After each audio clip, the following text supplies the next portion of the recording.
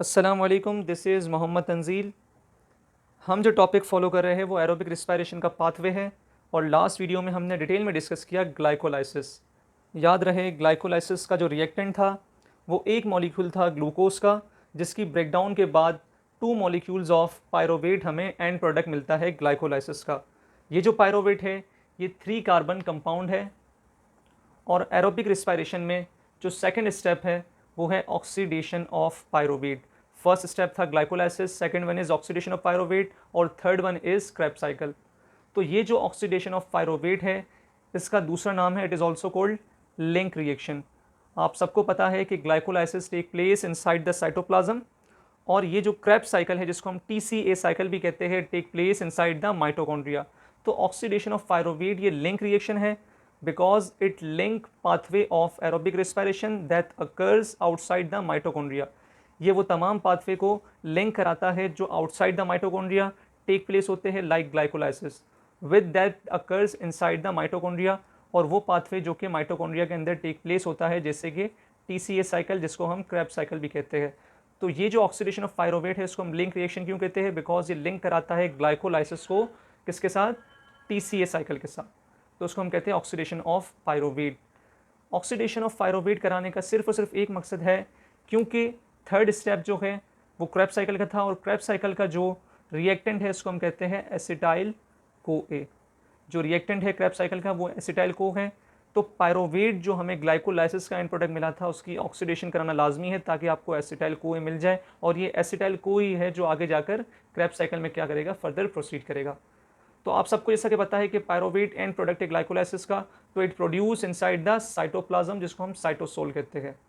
और आप सबको पता है कि क्रेब्स साइकिल जो है वो टेक प्लेस होती है कहाँ पर? माइटोकॉन्ड्रिया के मैट्रिक्स के अंदर। अब ये जो पायरोवेट है जो कि माइटोकॉन्ड्रिया के अंदर एंटर हुआ है ये एक्टिव ट्रांसपोर्ट के जरिए क्या हुआ है? एंटर हुआ है। एक्टिव ट्रांसपोर्ट वो ट्रांसपोर्ट की टाइप है जिसमें ATP की कंजम्पशन होती है, जिसमें हम ATP यूज़ करते हैं विया कैरियर प्रोटीन। कैरियर प्रोटीन की नीड होती है पायरोवेट को साइटोप्लाज्म से माइटोकॉन्ड्रिया के अंदर लाने के लिए। याद रहे ऑक्सीडेशन ऑफ पायरोवेट कंप्लीट होता है 3 स्टेप के अंदर। ये 3 स्टेप आप लोग फिंगर टिप पर याद कर लो। That is first one is decarboxylation, second one is dehydrogenation और third one is addition of coenzyme A. ये 3 स्टेप में क्या होता है? ऑक्सीडेशन ऑफ पायरोवेट कंप्लीट होता है। डीकार्बोक्सिलेशन का वर्ड जहां पर भी आ जाए आपके दिमाग में आना चाहिए, it is a removal of carbon dioxide. अगर किसी मॉलिक्यूल में से आप कार्बन डाइऑक्साइड को रिमूव कर रहे हो तो उसको हम कहते हैं डीकार्बोक्सिलेशन।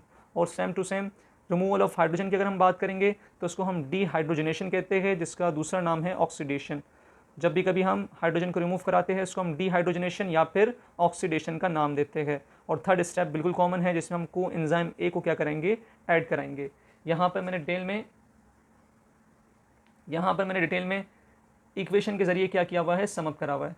तो सबसे पहले हम बात करेंगे पायरोविक एसिड जो कि एंड प्रोडक्ट था ग्लाइकोलाइसिस का, जिसकी हमने क्या करानी है? फर्दर ऑक्सीडेशन करवानी है। तो फर्स्ट स्टेप जो था डीकार्बोक्सिलेशन मतलब removal of carbon dioxide.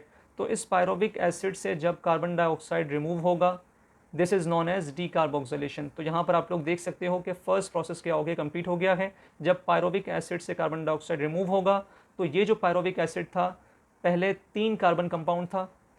Due to removal of carbon dioxide it becomes 2 carbon compound जिसका नाम क्या है? एसीटल्डिहाइड। पायरोविक एसिड से जब कार्बन डाइऑक्साइड रिमूव होगा बाय प्रोसेस कॉल्ड डीकार्बोक्सिलेशन और यहाँ पर 2 कार्बन कंपाउंड बनेगा जिसको हम कहते हैं एसीटल्डिहाइड। डन हो गया यहाँ तक। अब जो सेकंड स्टेप है जिसको हम कहते हैं डीहाइड्रोजनेशन या फिर ऑक्सीडेशन। अब ये जो एसीटल्डिहाइड है यहाँ से जब हम हाइड्रोजन को क्या कराएंगे? रिमूव कराएंगे। Due to removal of hydrogen the process called dehydrogenation या फिर ऑक्सीजनेशन। जब भी कभी एसिटल्डिहाइड से हाइड्रोजन का मॉलिक्यूल क्या होगा? रिमूव होगा। तो आप सबको ग्लाइकोलाइसिस के प्रोसेस में डिटेल में मैंने बता दिया था, जब भी कभी हाइड्रोजन रिमूव होगा इसको ऐड करने के लिए को एंजाइम आएगा जिसको हम कहते हैं NAD+। ये NAD+ इस हाइड्रोजन को गेन करेगा और क्या बन जाएगा? NADH2। तो क्योंकि यहाँ पर रिमूवल ऑफ हाइड्रोजन हुई second step is known as dehydrogenation. अब जब एसिटल्डिहाइड से हाइड्रोजन का मॉलिक्यूल रिमूव हो गया तो ये जो एसिटल्डिहाइड है ये कन्वर्ट हो जाएगा एसिटाइल ग्रुप के अंदर। यहाँ तक क्लियर है सब चीज़ें। और जो आखिरी स्टेप है जिसको हम कहते हैं एडिशन ऑफ कोएंजाइम ए। अब आपने क्या कराना है? सिंपल थर्ड स्टेप के अंदर कोएंजाइम ए को एसिटाइल ग्रुप के साथ इंट्रोड्यूस करवाना है, ऐड करवाना है और आपका ये जो एसिटाइल ग्रुप है ये कन्वर्ट किसके अंदर हो जाएगा, एसिटाइल को ए, जो कि आप सबको पता है कि कितने कार्बन कंपाउंड है, 2 कार्बन कंपाउंड है। मैं अगेन इक्वेशन को रिपीट कर रहा हूँ कि पायरोविक एसिड जो कि 3 कार्बन कंपाउंड है, यहाँ से आपने कार्बन डाइऑक्साइड को रिमूव करना है बाय प्रोसेस कोल्ड डीकार्बोक्सिलेशन। जब इसमें से कार्बन डाइऑक्साइड रिमूव हुआ, ये कन्वर्ट हो गया एसिटल्डिहाइड में, जो कि 2 कार्बन क्या है, कंपाउंड है। यहाँ तक क्लियर है। जब इस एसिटल्डिहाइड से एक हाइड्रोजन का मॉलिक्यूल रिमूव होगा और due to removal of hydrogen the process known as the step known as dehydrogenation. जब भी कभी हाइड्रोजन रिमूव होता है, इसको ऐड करने के लिए NAD+ आता है और इसको ऐड करने के बाद कन्वर्ट हो जाता है NADH2 के अंदर। जब इसमें से हाइड्रोजन का मॉलिक्यूल रिमूव हुआ, it converted into acetyl group due to addition of coenzyme A, जो कि थर्ड स्टेप है। इसको इंट्रोड्यूस करवाने के बाद ये कन्वर्ट हो गया एसिटाइल को ए के अंदर। अब ये जो एसिटाइल को है, it is a 2 carbon compound. तो हमने बनाना क्या था, पायरोवेट से एसिटाइल को ए, सिंपल। इस प्रोसेस को हम क्या कहते हैं, ऑक्सीडेशन ऑफ पायरोवेट। अब ये जो एसिटाइल को ए बना है, ये डायरेक्टली क्या करेगा, एज अ रिएक्टेंट के तौर पर TCA साइकिल, जिसको हम क्रैब साइकिल कहते हैं, वहाँ पर रोल प्ले करेगा। डन हो गया। अब मैं आपको अब तक की जो हमने 2 स्टेप पढ़े एरोबिक रिस्पायरेशन के पाथवे के, अब तक की कैलकुलेशन बता देता हूँ। जैसा कि हमने पढ़ा था ग्लाइकोलाइसिस के अंदर हमें 2 नेट ATP प्रोड्यूस हुए थे और 2 NADH2 के मॉलिक्यूल क्या हुए थे, प्रोड्यूस हुए थे। याद रहे, ग्लाइकोलाइसिस जब भी कभी एंड प्रोडक्ट जो उसका होता है वो है 2 मॉलिक्यूल्स ऑफ पायरोवेट। क्योंकि यहाँ पर हमने अब तक सिर्फ और सिर्फ एक मॉलिक्यूल की बात की, पायरोविक एसिड की, तो हमें एक मॉलिक्यूल जब पायरोविक एसिड का यहाँ पर इसकी ऑक्सीडेशन हुई, तो हमें यहाँ पर एक NADH2 का क्या हुआ, मॉलिक्यूल मिला। क्योंकि ग्लाइकोलाइसिस के अंदर 2 मॉलिक्यूल बनते हैं पायरोवेट के, पायरोविक एसिड के, तो यहाँ पर जब मैं 2 मॉलिक्यूल लगाऊंगा पायरोविक एसिड के, तो यहाँ पर NADH2 भी हमें कितने मिलेंगे, 2। अब लास्ट वीडियो में जब हम क्रैब साइकिल पढ़ेंगे, वहाँ पर डिटेल में डिस्कस करेंगे किस तरह टोटल ATP प्रोड्यूस होते हैं।